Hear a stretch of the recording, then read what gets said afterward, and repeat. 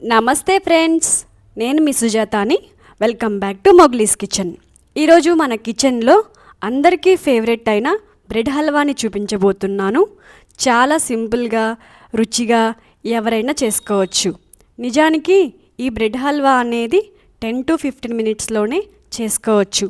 చిన్నపిల్లల నుంచి పెద్దవాళ్ళ దాకా అందరూ ఇష్టపడే స్వీట్ అండి. చాలా ఎక్సలెంట్గా ఉంటుంది.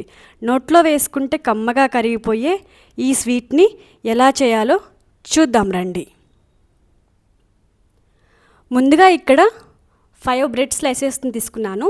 ఇక్కడ నేను మిల్క్ బ్రెడ్ను వాడుతున్నానండి. మీరు కావాలనుకుంటే శాండ్విచ్ బ్రెడ్నైనా వాడుకోవచ్చు. ఇప్పుడు మనం 4 సైడ్స్న ఉండే ఆ ఎడ్జెస్ని మనం కట్ చేసుకోవాలి. మీకు బ్రౌన్ పార్ట్ కావాలి అంటే ఉంచుకోవచ్చు, బట్ నేను ఇక్కడ రిమూవ్ చేస్తున్నాను.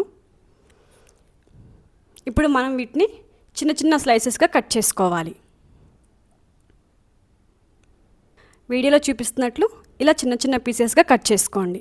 ఇప్పుడు మనం స్టవ్ ఆన్ చేసి ప్యాన్ పెట్టుకొని అందులోకి 2 టేబుల్ స్పూన్ ఆయిల్, అలాగే 1 టేబుల్ స్పూన్ నెయ్యి వేసుకోవాలి.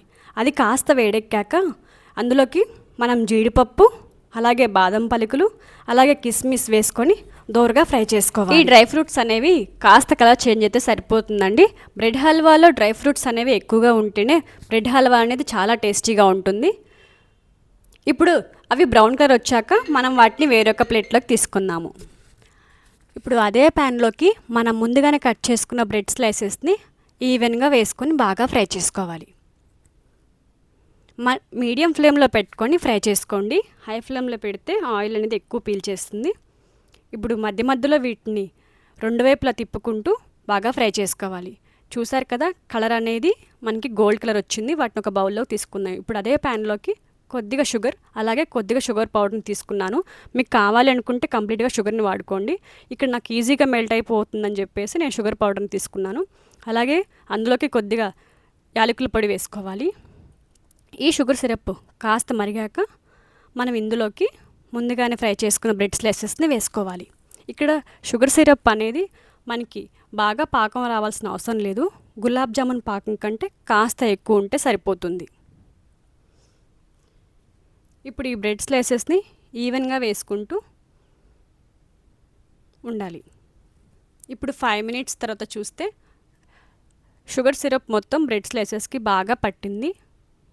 చూస్తున్నారు కదా, దీన్ని స్లోగా మిక్స్ చేసుకుంటూ ఉండాలి.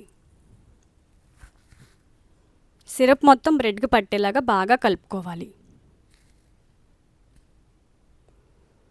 మంటని ఎక్కడ హై ఫ్లేమ్లో పెట్టొద్దు, లో టు మీడియం ఫ్లేమ్లో పెట్టుకొని బాగా కలుపుకోండి.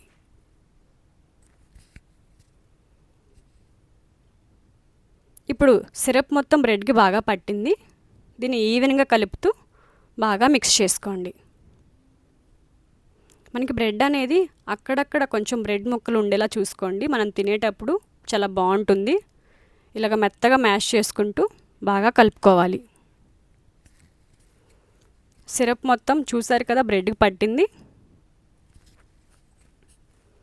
ఇది కాస్త దగ్గర పడేంత వరకు కలుపుకుంటూ ఉండండి. టెక్స్చర్ చూస్తున్నారు కదా, దగ్గరకు వస్తుంది. మ్యాష్ చేస్తూ ఈవెన్గా కలుపుకోండి.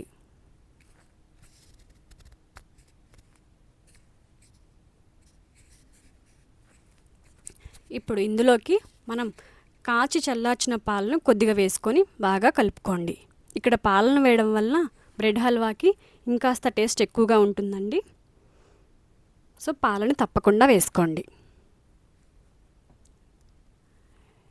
ఇప్పుడు ఈ బ్రెడ్లోకి మనం ముందుగానే ఫ్రై చేసి పెట్టుకున్నాం కదా డ్రై ఫ్రూట్స్, అవి వేసుకొని బాగా ఫ్రై చేసుకోవాలి. చూసారు కదా, మొత్తం దగ్గరికి వచ్చింది. ఆయిల్ సపరేట్ అవుతుంది.